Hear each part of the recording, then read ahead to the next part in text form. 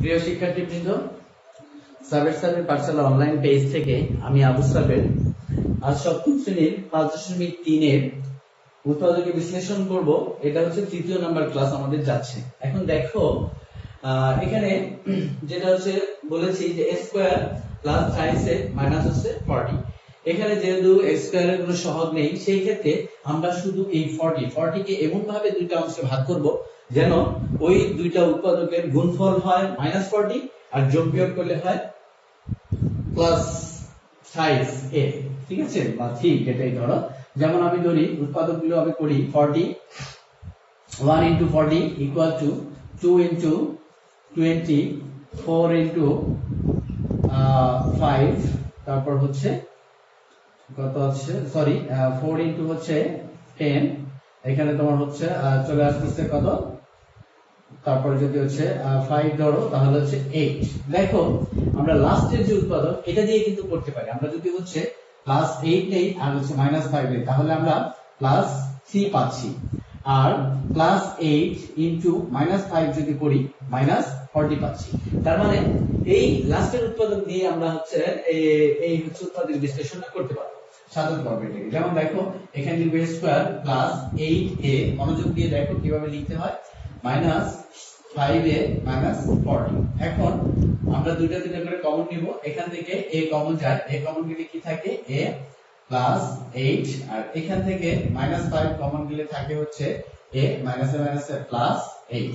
এখন এটা একটা পদ, এটা একটা পদ, সেই ক্ষেত্রে আমরা এখান থেকে a প্লাস 8 কমন নিলাম, আর এখানে কি থাকবে -5। এই তো দেখো আমাদের সুন্দর কিন্তু উৎপাদক বিশ্লেষণটা হয়ে গেল। ঠিক আছে, তারপরে খেয়াল করো, এখন আমরা 15 নম্বর অঙ্কটা করেছি।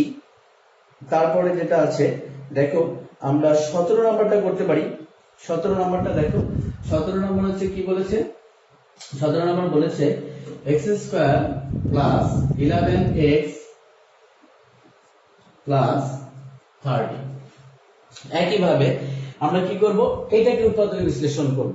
এটাকে উৎপাদক বিশ্লেষণ করে আমরা এমন দুইটা অংশে ভাগ করব যেন তাদের গুণফল তোমার হচ্ছে 30 হয় আর যোগ বিয়োগ করলে কত হয় 11। যেমন দেখো এটাকে যদি আমি করি 30 equal to 1 into 30, 2 into 15, 3 into 10, 5 into 6।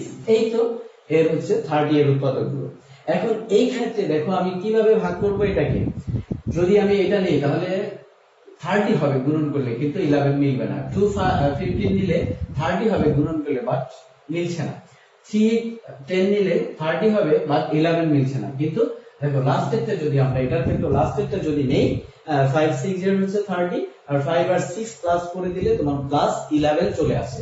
তার মানে এটাকে আমি লিখতে পারি x square plus 6x plus 5x plus 30।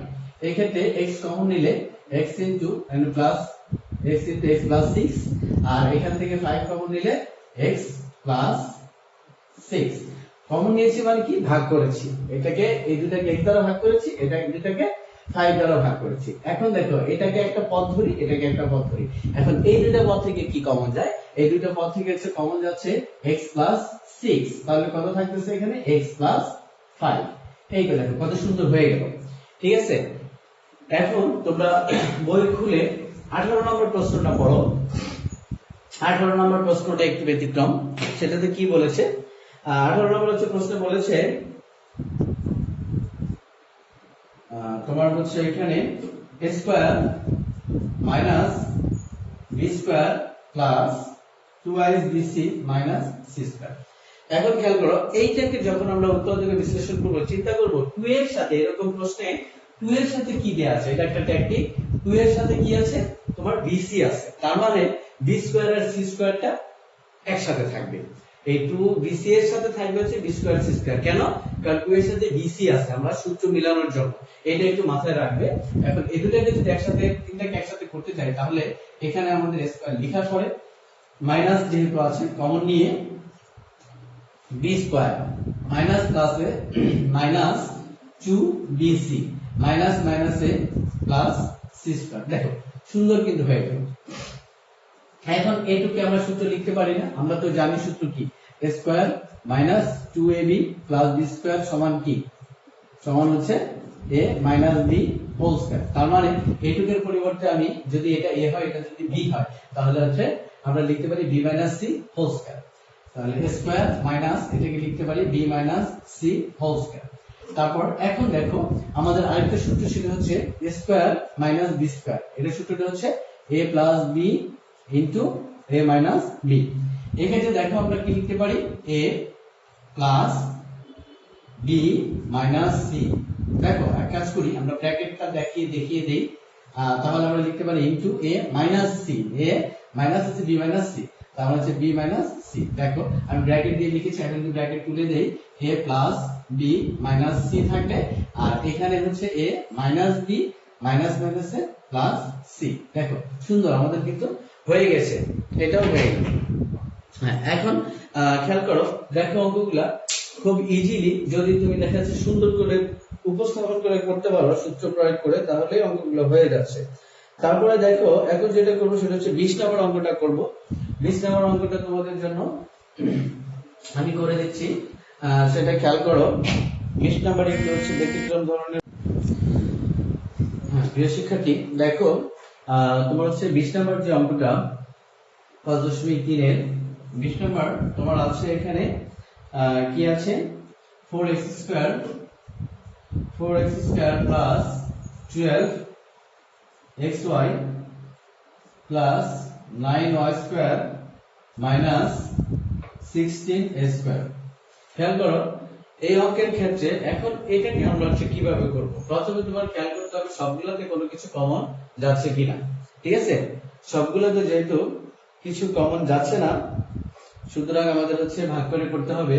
দেখো এখানে কি আছে xy আছে, এই xy এর সাথে যাবে হচ্ছে x স্কয়ার y স্কয়ার, আর বাকি এটা একা থাকবে।